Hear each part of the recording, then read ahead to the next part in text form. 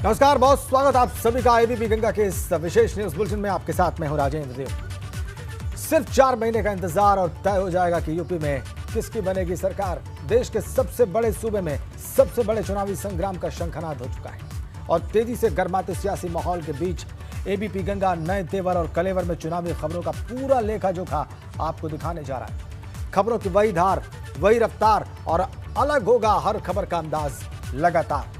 कौन किस पर गरजा, कौन किस पर बरसा, सब कुछ दिखाएंगे आपको। किसकी कैसी तैयारी, कौन किस पर भारी, ये भी बताएंगे आपको।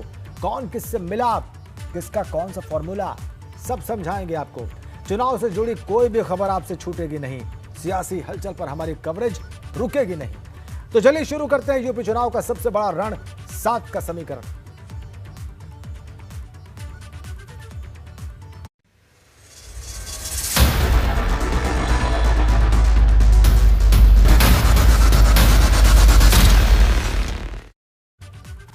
सात का समीकरण में सबसे पहले बात कैराना की। 2017 में कैराना में हिंदुओं के पलायन को बड़ा मुद्दा बनाकर पश्चिमी यूपी में अपनी जड़ें जमा चुकी भाजपा ने एक बार फिर कैराना के उसी पलायन के मुद्दे को उठाकर चुनाव से पहले चल दिया है बड़ा दांव।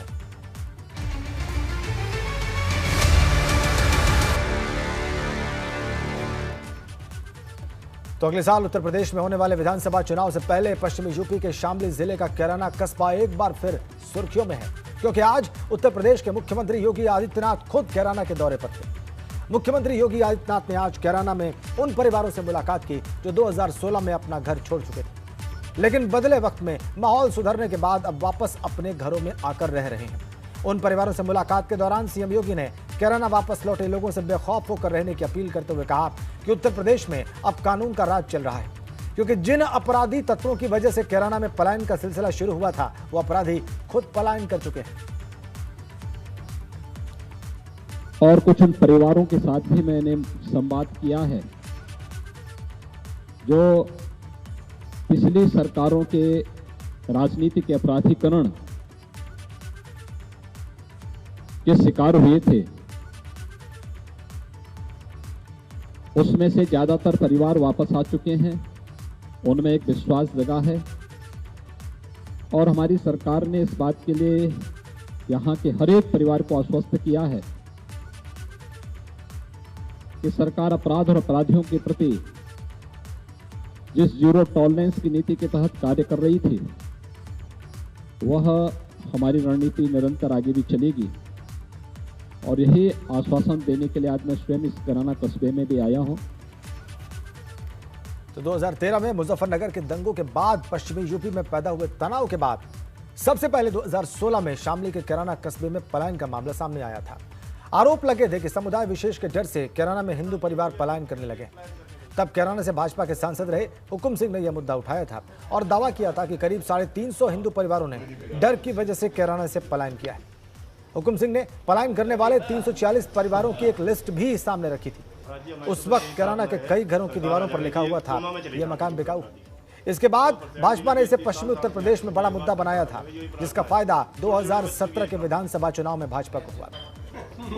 और अब एक बार फिर सीएम योगी के कैराना जाकर पलायन के बाद वापस आने वाले परिवारों से मुलाकात के बाद कैराना में पलायन यूपी विधानसभा चुनाव से पहले बड़ा मुद्दा बन सकता है।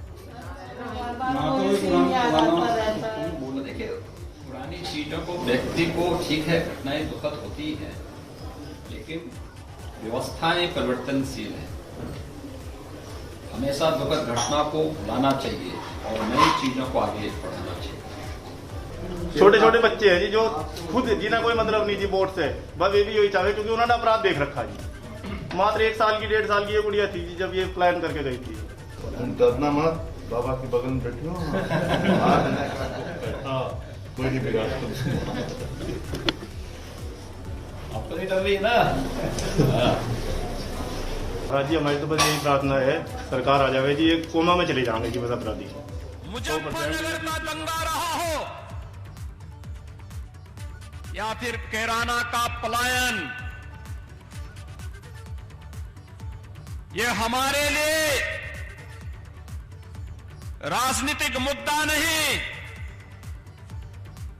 बल्कि प्रदेश देश और देश के आन मान और शान पर आने वाली आंच का मुद्दा रहा है। और हम लोग जब सत्ता में नहीं थे तब भी हम लोग कहते थे कि इस प्रकार की कायराना हरकतों को हम स्वीकार नहीं करेंगे। और सत्ता में आए तो अपराध और अपराधियों के प्रति जीरो टॉलरेंस की नीति के तहत कार्य प्रारंभ हुआ। कभी कैराना कस्बे में यहां के व्यापारी और यहां के नागरिकों को पलायन करने के लिए मजबूर करने वाले अपराधी आपने विगत 4.5 वर्ष के अंदर देखा होगा स्वयं पलायन करने के लिए मजबूर हो गए। विधानसभा चुनाव में अब चंद महीनों का वक्त बाकी रह गया है और ऐसे में सियासी दलों ने एक दूसरे पर जुबानी हमले तेज कर दिए हैं। इसी कड़ी में आज सीएम योगी ने रामपुर में सपा पर हमला बोला तो जवाब में सपा सांसद ने भाजपा पर पलटवार कर दिया।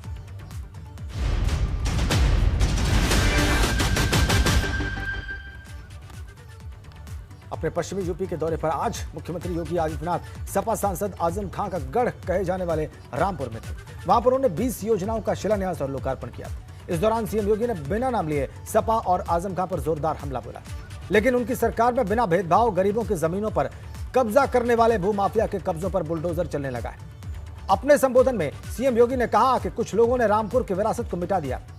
उन्होंने कहा कि कुछ लोगों को प्रदेश का विकास पच नहीं रहा और इसीलिए वो लोगों को बरगलाने में जुट गए।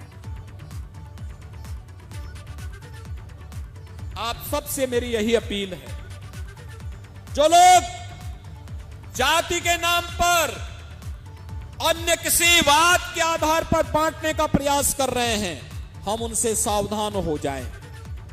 ये विभाजनकारी ताकतें पहले देश का विभाजन करवाती थी, फिर समाज को विभाजित करवाती थी, विकास के पैसे को अपने परिवार के विकास में लगा देती थी। आज जब देश का पैसा देश के विकास के लिए, गरीब के कल्याण के लिए, महिला के उत्थान के लिए, नौजवान के रोजगार के लिए लग रहा है, इन्हें अच्छा नहीं लग रहा है।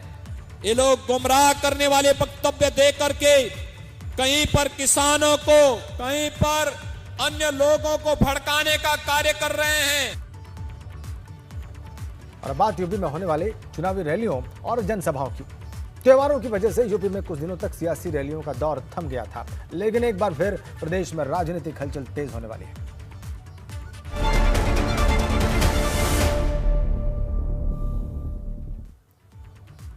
और मुख्यमंत्री योगी आदित्यनाथ कल बदायूं के दौरे पर जाएंगे। वहां पर वो 1127 करोड़ रुपए से ज्यादा की 359 परियोजनाओं का लोकार्पण करेंगे। इस दौरान सीएम योगी एक जनसभा को भी संबोधित करेंगे। मुख्यमंत्री के इस दौरे को लेकर तैयारियां पूरी कर ली गई हैं। जहां तक बात सुरक्षा व्यवस्था की है तो इसके लिए पीएससी की 4 कंपनियां, 9 COs, 2 ASP, 50 inspectors, 150 sub inspector समेत भारी पुलिस फोर्स तैनात रहेगी।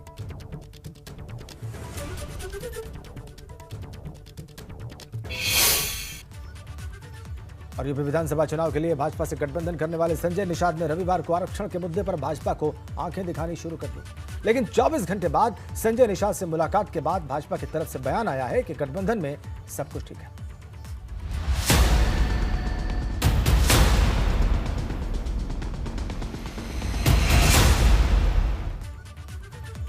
जी हां, प्रयागराज में यूपी भाजपा के चुनाव प्रभारी धर्मेंद्र प्रधान और निषाद पार्टी के अध्यक्ष संजय निषाद के बीच मुलाकात के बाद धर्मेंद्र प्रधान ने कहा कि निषाद पार्टी एनडीए का हिस्सा है और हम मिलकर चुनाव लड़ेंगे। धर्मेंद्र प्रधान के मुताबिक आने वाले दिनों में मछुआ प्रकोष्ठ की ओर से बड़ा कार्यक्रम आयोजित किया जाएगा। वहीं यूपी के स्वास्थ्य मंत्री जय प्रताप सिंह ने आरक्षण के मुद्दे को लेकर संजय निषाद के अल्टीमेटम पर प्रतिक्रिया दी। और आपको बताएं कि यूपी विधानसभा चुनाव से पहले निषादों के लिए अलग आरक्षण की मांग को लेकर संजय निषाद ने कहा है कि कोई बड़ा फैसला लिया जा सकता है और उसके बाद भाजपा नेता उनसे लगातार संपर्क में हैं।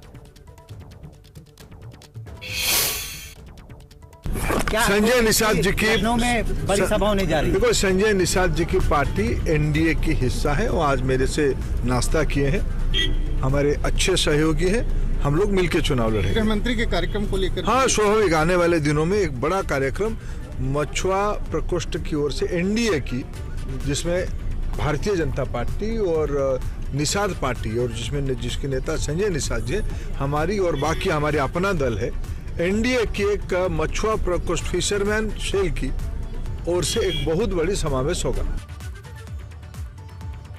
ये तो हमारे पार्टी संगठन ने ही तय किया था उनके साथ एक गठबंधन बनाने के लिए, और जो भी बातें हमारे शीर्ष नेताओं ने उनके साथ करने के बाद जो भी नतीजा पर आए होंगे उसी के आधार पर इनको विधान परिषद में सदस्यता दिया गया था। अब यदि इस तरह की बातें करेंगे, क्योंकि ये खाली इनकी बात नहीं है, पहले से ही भारतीय जनता पार्टी की सरकार हमेशा इस बात पर जोर देती आ रही है कि कुछ ऐसे जातियां हैं जिनको भी आरक्षण के श्रेणी में लाना चाहिए। जो और आइए एनडीए के सहयोगी निषाद पार्टी के अध्यक्ष संजय निषाद का वो बयान सुन पाते हैं जहां पर उन्होंने कहा था कि भाजपा ने आरक्षण को लेकर जो वादा किया था वो पूरा नहीं किया, तो निषाद पार्टी पूरे यूपी में आंदोलन करेगी। 9 तारीख से हमारे लोग हर जिले में धरना प्रदर्शन करेंगे, क्रमिक करेंगे, जब तक आरक्षण पर दस्तखत न हो जाए, उस पर इनका मजबार का मिल न जाए, संविधान में लिखा हुआ न मिल जाए, तब तक वो धरना देंगे। निश्चित रूप से पड़ेगा, क्योंकि भाई जब समाज मेरे साथ रहेगा तभी तो हम उनके साथ रहेंगे। और समाज अब हमारे को खिलाफ खड़ा हो रहा कि भाई भारतीय जनता पार्टी ने कहा था कि हम जल्द आरक्षण घोषित कर देंगे और आपके बच्चों को 80 सीटें जो अनुसूचित जाति की है उसमें 4 जाति के लोग लड़ते हैं, उसमें हमारा नाम मजबार के नाम से, तुरैया के नाम से हमारे लोग अनुसूचित में लड़ेंगे। हम क्यों सामान्य में लड़ेंगे? अगर आरक्षण नहीं मिला तो फिर गठबंधन पर विचार होगा, हमारा समान निर्णय लेगा, वो करेंगे। और इस बार विधानसभा चुनाव में सभी दलों खास तौर पर पिछड़ी जातियों को गोलबंद करने में लगे हुए हैं, लेकिन कुछ दलों ने जातियों को पीछे छोड़कर सीधे धर्म विशेष को ध्यान में रखकर तैयारी तेज कर दी है।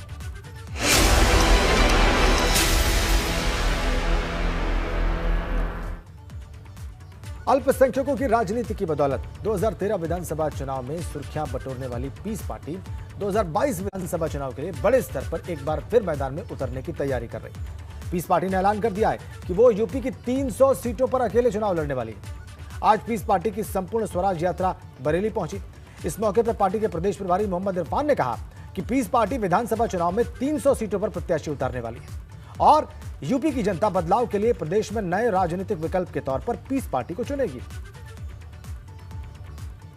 अभी पीस पार्टी उत्तर प्रदेश में 250 सीटों पर प्रभारियों की घोषणा कर दी है और हमें उम्मीद है कि दिसंबर के महीने में अधिसूचना जब जारी होगी 25 दिसंबर के आसपास, तो करीब 300 के आसपास सीटों पर पीस पार्टी उत्तर प्रदेश में जो सामान्य निर्वाचन 2022 का होना है उसमें पीस पार्टी करीब 300 सीटों पर उत्तर प्रदेश में चुनाव लड़ेगी।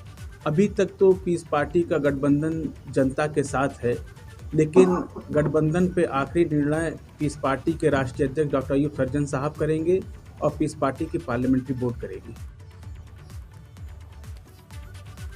इस बीच पिछड़े वोटर्स को अपने पाले में लाने के लिए समाजवादी पार्टी लगातार जातीय सम्मेलन कर रही है। इसी कड़ी में आज सपा सांसद एसटी हसन ने पाल समाज सम्मेलन को संबोधित किया।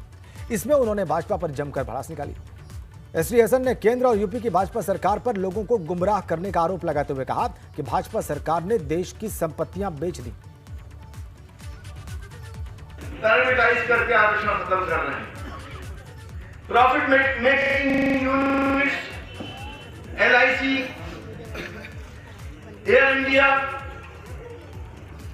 बीएसएनएल और तमाम वो संस्थाएं जो प्रॉफिट मेकिंग थी वो आज की जगह पे खड़ी कर दी गई हैं।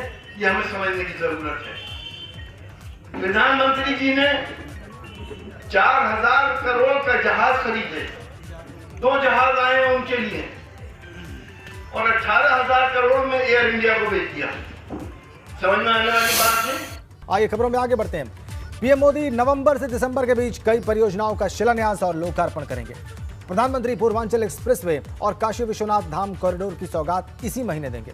340 किलोमीटर लंबा पूर्वांचल एक्सप्रेसवे करीब 42,000 करोड़ रुपए की लागत से बनकर तैयार हुआ है। वहीं पीएम मोदी करीब 36,000 करोड़ रुपए की लागत से तैयार होने वाले 595 किलोमीटर लंबे गंगा एक्सप्रेसवे की आधारशिला अगले महीने यानी दिसंबर में रखेंगे। गंगा एक्सप्रेसवे मेरठ से शुरू होकर प्रयागराज तक जा रहा है, जबकि नोएडा में बनने वाले जेवर एयरपोर्ट और फिल्म सिटी के निर्माण की आधारशिला प्रधानमंत्री मोदी इसी महीने रखेंगे। आपको बताएं कि जेवर एयरपोर्ट देश का सबसे बड़ा एयरपोर्ट होगा। इसी महीने पीएम मोदी झांसी में नल के जरिए जल योजना समेत कई विकास परियोजनाओं को हरी झंडी दिखाएंगे। साथ ही डिफेंस कॉरिडोर के तहत झांसी नोड में निवेश परियोजनाओं की भी आधारशिला रखेंगे। और ग्रेटर नोएडा जेवर इंटरनेशनल एयरपोर्ट के शिलान्यास की तैयारियां तेज हो गई हैं। 25 नवंबर को प्रधानमंत्री मोदी और मुख्यमंत्री योगी आदित्यनाथ जेवर इंटरनेशनल एयरपोर्ट का शिलान्यास करेंगे। 30,000 करोड़ की लागत से इसे बनाया जा रहा है।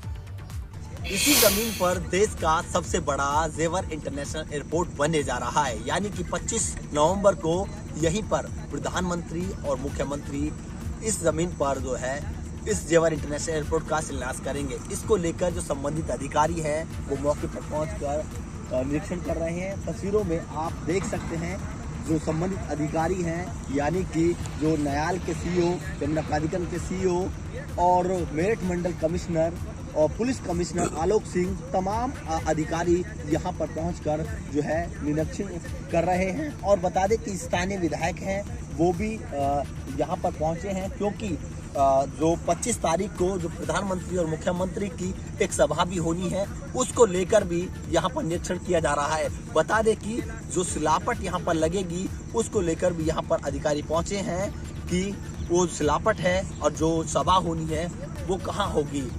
गेटोड़ा से रविंदर जैन, एबीपी गंगा।